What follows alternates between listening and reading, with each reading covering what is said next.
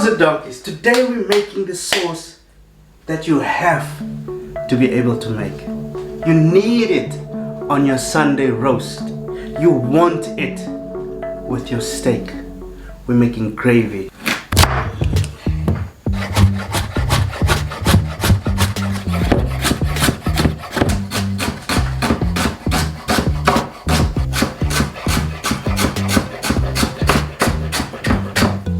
I don't know if you've noticed, but I'm slicing these quite long. Same as the carrots, same as the onions. Because I want more surface area for when we go in to caramelize these, a lot of it will get caramelized, which means more flavor and a beautiful color. A bit of oil, just a bit, not a lot. Straight in with all the veggies. Give it a stir just so all the veggies covers the bottom of the pan and leave it. 3 minutes, let it color, then we stir it again. Now I know some of you are probably thinking or asking, where's the meat trimmings, where's the herbs, where's the garlic?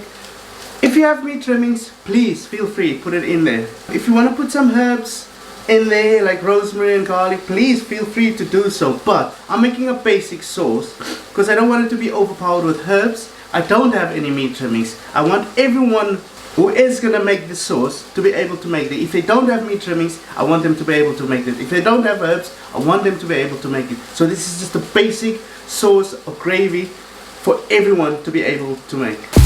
So we're gonna give it a quick stir again. Because I'm working on an induction hob, this is coloring really fast. So once you have your veggies quite brown, as you can see there, and very importantly, tomato paste. This stuff is what's going to thicken your sauce. It's going to give the sauce, sort of give the sauce body. So please do not skip this step. Very, very important. So we're going to go in with about 2 tablespoons, and along with that about a teaspoon of brown sugar. Cook this out really well. You don't want the tomato to be red when you finalize your sauce, so we're gonna cook it out really well until it turns brown. So when you get your veg to that stage and it's that brown, you've done a good job. And then onto the very important red wine. This stuff right here, a little glass of red wine, is what's going to take your sauce to that restaurant standard that you want, that smooth glossy flavor that you get from a red wine sauce or a jus, as they know it, as chefs know it in the restaurants. Please don't skip this step. It's very important. And if you're worried, oh, the kids can't have wine, the alcohol will cook away. The kids can have it. I promise you. My kids have it. My youngest daughter is 4 years old. She has red wine sauce. There will be no alcohol left after you've cooked the living hell out of it. So we're going to deglaze our brown vegetables now with a glass of red wine. I just bought a little bottle from my local shop to do this recipe for you guys. You better make this for your kids. And for roast dinner, very important, red wine gravy, man.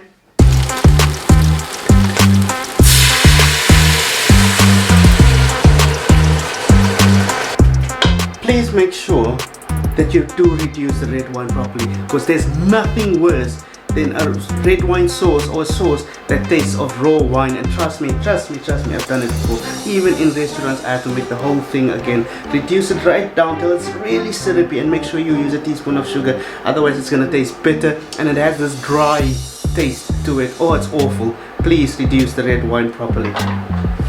See how deep dark brown that is now? That's exactly where we want to be. So we're going to cook this down. It's already turned syrupy. I'm going to slow down the heat a bit because I want the process to be slowly, so you guys can see what I do. So we're going to cook it till it's almost sticky, and then we're going to add this. Here I have a liter of chicken stock and a liter of beef stock. That's why it's quite light. The reason why I use chicken stock as well as beef stock is because chicken stock will bring a richness to the stock that beef stock will not do.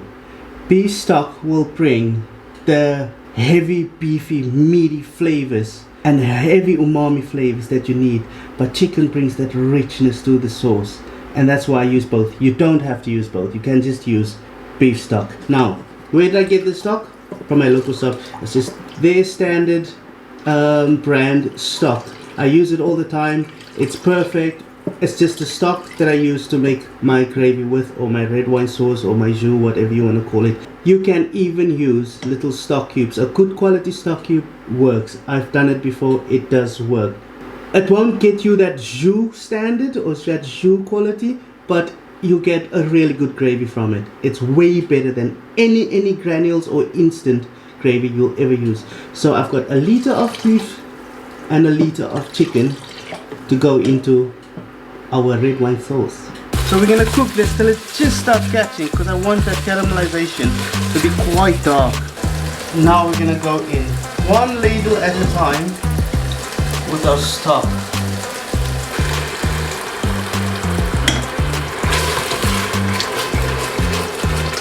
What we're doing now is reducing our stock, the flavor of the meaty stock, into the sweetness, richness of the vegetables and the wine and the little bit of sugar that there is in there. So take your time with reducing the stock. Every time you add a ladle, reduce that ladle by half. Because all this sauce is going to reduce. So I think we've reached our goal. All we have to do now is strain our sauce.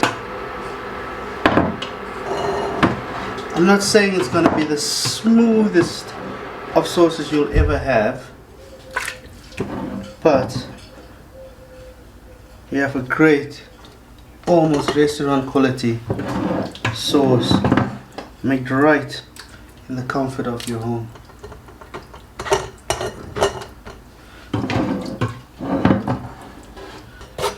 I'm gonna go in with a spoon.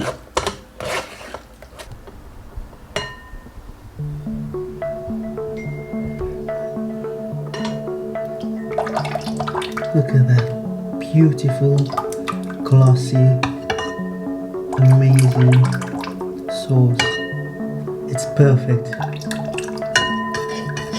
It's glossy. It just coats the back of a spoon. Taste.